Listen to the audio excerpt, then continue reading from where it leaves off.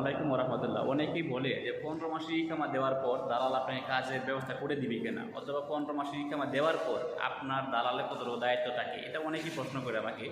তো ইদানিং এই প্রশ্নটা বেশি হচ্ছে যে আমি যদি আপনার মাধ্যমে যাই 15 মাসের ইকামা করে দেন, তারপর আপনি আমার জন্য কতটুকু করবেন, এটা অনেকেই বলে। এবং যারা আসতেছে প্রবাসী তাদেরকে উদ্দেশ্য করে বলে, আমার মাধ্যমে যারা আসবে তাদেরকে তো বলতেছি না, সবার কথা বলতেছি।